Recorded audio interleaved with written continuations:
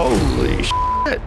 He said what? Did Buckingham Palace or Prince William set a trap for Prince Harry and Meghan Markle, and were they gullible enough to fall into it? Again, I have to be careful what I say, but that I won't be able to show, my children my homeland. It's almost laughable at this point. Meghan and Harry, once hailed as the fresh modern faces of royalty, have now managed to turn themselves into global punchlines. It is such a pleasure to be here in my new home of the UK. What? They walked away from the palace claiming they wanted privacy, yet somehow they've done more interviews, documentaries, and tell-all books than any working royal in history. When you have been lied about for a series of years, how hurtful that is. Privacy, please. That word in their dictionary must mean let's cash in on every secret and grievance we can milk. Meghan is willing to show pictures of her kids. I think it just depends on how many zeros are at the end of the check. Meghan strutted into the royal family as if she was rewriting centuries of tradition, only to discover that Buckingham Palace doesn't bend for Netflix ratings or podcast sponsors. Meghan views those two children as commercial assets, which is gross and awful. And Harry, well, poor Harry, once the cheeky beloved prince, he's now the sidekick in his own story, dragged into California talk shows like a man who traded his crown for kombucha. Meghan needs content. It's really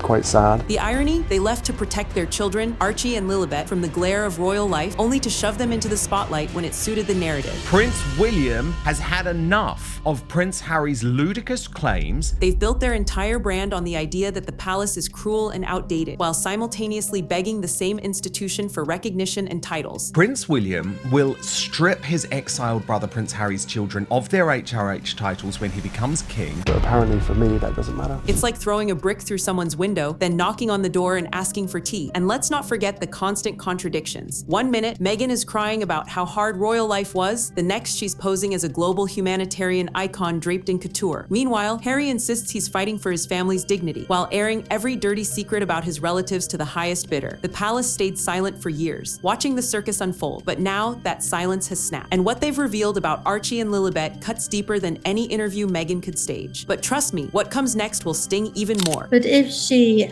hasn't had the children herself, or Harry hadn't been involved, then they can't be in the royal line. They have to have royal blood, those little ones. Without that, there's no chance of them becoming a member of the royal family. To understand why Buckingham Palace's move against Archie and Lilibet feels so devastating, you have to go back over a century to a time when royals didn't answer to public opinion, tabloids, or American talk shows. In 1917, King George V issued what's called the Letters Patent, a legal framework that carved in stone exactly who is and who isn't entitled to be called a prince or princess. It wasn't designed to humiliate Harry's kids specifically. It was meant to protect the monarchy from chaos, favoritism, and opportunists trying to sneak in through the back door. The rules are clear: royal bloodline legitimacy, proper birth registration within the crown's jurisdiction, and religious recognition through the Church of England. No Hollywood loopholes. No "we're living our truth in Montecito" exemptions. It's the ironclad law that's kept the monarchy structured for more than a century. And here's where Meghan and Harry's reality show clashes with hard reality. They treated royal titles like bonus points in a game they could win back with enough PR spin or Netflix specials. But the palace doesn't operate on vibes. It operates on precedent. Those dusty old documents matter more than any tearful interview. That's why the palace has remained icy, not because of personal vendettas, but because bending those rules once would open floodgates that could drown the entire institution. Imagine if every distant relative, reality TV star, or celebrity spouse could declare their child a prince or princess just because it felt right. That's not monarchy, that's chaos. And whether you love or hate the royals, one thing is undeniable: order is their currency. Meghan just wants to be an Instagram influencer. That has always been her level, always been her drive. Once everything else has been dried up, the kids are next. The kids were always on the docket to be part of the image selling and everything. Meghan and Harry gambled by betting that their celebrity clout could pressure Buckingham Palace into rewriting history. Instead, the palace just reminded them of a brutal truth. Royalty isn't a brand you can repackage. It's a system that doesn't care about your California mansion, your Spotify deals, or your carefully curated sob stories. And for Archie and Lilibet, that system just slammed the door shut. Do you think the palace was protecting tradition or just punishing Meghan and Harry? Harry? Drop your thoughts below. Archie's arrival in 2019 should have been the perfect storybook moment. A royal baby born into history, cheered by crowds, plastered across front pages with the kind of fanfare only Britain can stage. Instead, it quickly spiraled into one of the most bizarre controversies the monarchy has ever faced. At first, everything looked normal. The palace released the announcement, the world celebrated, and Meghan and Harry smiled for the cameras. But then came the curveball. Archie's birth certificate was mysteriously altered. Meghan's legal name vanished, replaced with the grand but vague Her Royal Highness, the Duchess of Sussex. No explanation, no precedent, no consistency with past royal records. Even Diana, even Kate kept their names on official documents. So why strip Meghan's? Was it her choice, the palace's command, or some botched attempt to reframe Archie's status? That one unusual change cracked open a Pandora's box of speculation. Was the palace distancing itself? Was Meghan trying to erase her old identity? And most importantly, why would something as simple as a child's birth record become such a political landmine? This wasn't a harmless clerical error. It was a signal that Archie's place in the royal ledger wasn't as secure as people assume. In this case, about whether you think the birth was real, whether you think there was a surrogate, whether you think Meghan was wearing a moon bump, the fact is Harry and Meghan lied. Buckingham Palace lied on their behalf. There was a complete cover-up over the birth of Prince Archie. Every royal baby before him had their paperwork aligned with tradition, but Archie's birth certificate looked like an outlier. And in monarchy speak, an outlier is a warning shot. The world saw a happy baby wrapped in blankets, but behind the scenes, the paperwork was already whispering, this child may never fully belong. If Archie's birth sparked suspicion, Lilibet's arrival turned that suspicion into a deafening alarm bell. Born in California in 2021, she entered the world not with trumpets, official bulletins, or the grand traditions of St. Mary's Hospital. No balcony appearance, no framed announcement outside Buckingham Palace, but with a press release from Harry and Meghan's PR team in California. For a royal baby, that absence of ceremony was staggering. Every royal child for generations, no matter how far down the line of succession, received at least some acknowledgement from the crown. Lilibet got none. There was no official statement from the Queen, no formal registry in the palace records, no sign that her birth had even rippled through the centuries-old machinery of monarchy. It wasn't just an omission, it was a declaration. The palace didn't ignore her out of forgetfulness. It ignored her because recognition itself carries weight. Acknowledging her would have meant embedding her into the fabric of royal history, tying her name to traditions that stretch back hundreds of years. By staying silent, the palace signaled exactly where it stood. Lilibet was Meghan and Harry's daughter. Yes, but she wasn't and never would be a royal heir in the official sense. It was the sharpest contrast imaginable. Where other royal babies were treated like symbols of continuity, Lilibet's arrival was treated like an American family announcement, warmly personal but wholly detached from crown and country. In royal terms, that silence spoke louder than any proclamation ever could. A royal baptism has always been more than a christening. It's a symbolic binding of the child to both the Church of England and the monarchy itself. Its ceremony, heritage, and legitimacy rolled into one sacred ritual. Buckingham Palace is being pressured to remove Prince Archie and Princess Lilibet from the UK's royal line of succession until the Duchess provides absolute proof that she popped out both babies herself. For Lilibet, however, that crucial moment never truly happened in the eyes of the institution. Yes, Meghan and Harry hosted a baptism in California, complete with celebrity friends and their own sense of celebration. But the Church of England never formally recorded it, and that omission carries massive weight. Without that official recognition, Lilibet's name is absent from the spiritual and ceremonial records that crown history depends on. It's not about belief, it's about protocol. Every royal baby before her, from William down to Louis, had their baptism logged as part of the kingdom's religious lineage, a vital link in the chain. Lilibet's was essentially treated as private family business, no different than any Hollywood star's christening of their child in a Malibu estate. That choice or rejection, depending on how you view it, left her floating in a strange limbo. She's adored by her parents, celebrated in California circles, but invisible in the annals of royal tradition. And for a monarchy obsessed with continuity, omission is as loud as disowning. It meant that spiritually and symbolically, Lilibet was not brought into the fold. While Meghan and Harry may view that moment as heartfelt, the palace views it as incomplete. And incomplete in royal language means invalid. Meghan and Harry's entire public persona hinges on one thing, their royal connection. Strip that away, and what's left? Two former working royals trying to survive in an industry where relevance fades fast. Their billion-dollar brand was built on the tension between palace duty and personal freedom, but that narrative weakens when their children's supposed proof of their ongoing royal lineage are left without titles or recognition. Suddenly, Meghan's carefully curated identity as a modern duchess and global mother figure looks shaky. The documentaries series that promised an inside look at royal life start to resemble nothing more than reality TV confessionals. Even Harry's memoir, which positioned him as the misunderstood prince, loses some gravity if the very institution he criticizes refuses to acknowledge his own children. Without the royal titles, Archie and Lilibet aren't seen as heirs denied. They're seen as American kids living in privilege. Meghan is using everything for publicity and not really truly there. We know how she treats her family and friends. Far removed from the drama they're meant to symbolize. And for Meghan, whose lifestyle ventures, brand partnerships, and speeches often lean heavily on her royal past, that loss is devastating. She doesn't stand in the same line as Diana or Kate because her children were never truly woven into the monarchy's legacy. The palace has, in essence, yanked away the foundation on which her global image rests. Instead of projecting power, the Sussexes risk looking like outsiders clinging to relevance, a brand with no roots. And in the world of royalty, perception is everything. Once the crown withdraws recognition, the illusion collapses. For Prince Harry, the palace's stance wasn't just a matter of protocol. It was personal heartbreak carved into stone. Reports suggest he made repeated appeals behind closed doors, hoping to persuade the institution to secure his children's positions in royal history. But every effort was met with the same frosty response. Rules, not feelings, decide legacy. For a man who grew up in the shadow of tragedy and constant scrutiny, this was a crushing blow. Harry wasn't only fighting for recognition, he was fighting for continuity, for his children to remain tethered to the family that shaped and scarred his entire life. Friends close to him describe a man torn between anger and desperation, watching the gates of history lock shut on Archie and Lilibet while the world debated whether they ever belonged at all. In his mind, this wasn't just protocol, it was rejection of his own family line. Yet in the palace's view, emotions couldn't outweigh centuries of law, and so every plea only highlighted the chasm between Harry's California reality and the monarchy's unyielding tradition. What stings most is that Harry knows what inclusion feels like. He lived it until he walked away. Now he's facing the brutal reality of exclusion, not for himself, but for his children. And perhaps the most painful part, his pleas didn't fail because he lacked passion. They failed because in the monarchy's eyes, passion has no authority. Do you believe Harry's emotional pleas were genuine or just another PR move? I want to hear your take. When the palace finally moved, it didn't whisper, it thundered. Legal filings confirmed what years of silence had already implied. Archie and Lilibet were officially cut out of the royal framework. No titles, no succession rights, no security privileges. In royal terms, that isn't just a demotion, it's total erasure. The monarchy doesn't make such moves lightly, and when it does, it sends a message that echoes for generations. William despises Harry and Meghan at this stage, and when he is king, his fury will rain down on them. He has absolutely no intention to allow Archie and Lilibet to use their HRH titles. For Meghan and Harry's children, this wasn't about being less important. It was about being removed from the equation altogether. Their names may appear in headlines, but they won't appear in the lineage that defines the Windsor dynasty. And that's the cruel irony. The children didn't ask for this fight, but they'll grow up bearing the consequence of choices made by their parents and enforced by an institution that refuses to bend to the palace. This was preservation, protecting the sanctity of rules written more than a century ago. To outsiders, it looks brutal, even cold. Yet the monarchy has always thrived on one principle: survival above sentiment. For Archie and Lilibet, that survival meant closing the door permanently, locking them out of the heritage their father once embodied. The curtain has fallen, not with ceremony, but with paperwork that wipes their royal identity from history. And in that act, Buckingham Palace drew a line so sharp that no amount of Hollywood deals, Netflix specials, or emotional interviews could ever cross it. And so, the story of Archie and Lilibet doesn't end with fairy tale titles or gilded succession charts. It ends with silence, signatures, and the chilling finality of being erased from royal history. What Buckingham Palace has done here is more than a legal move. It's a statement carved into the monarchy's DNA, one that will echo far beyond California's sunny mansions and Netflix cameras. Archie and Lilibet may grow up loved, privileged, and entirely free from palace control, but they'll always carry the weight of being the heirs who weren't. Their parents fought for recognition, spun narratives, and challenged traditions, but in the end, the monarchy reminded the world that heritage isn't negotiable, it's enforced. And that leaves us with the lingering question: did Meghan and Harry ever truly understand the system they were up against, or did they think celebrity power could rewrite centuries of order? The truth is harsh and it's final, but this saga is only one chapter in the ongoing royal drama, because every decision has ripple effects, and every silence hides another secret. If you thought this revelation was shocking, wait until you see what came before. Go watch my previous video right now, and you'll understand how all of this was foreshadowed long before Archie and Lilibet were even born. Don't miss it. This is Star Spotlight, where the crown's secrets are never safe and every shadow tells a story.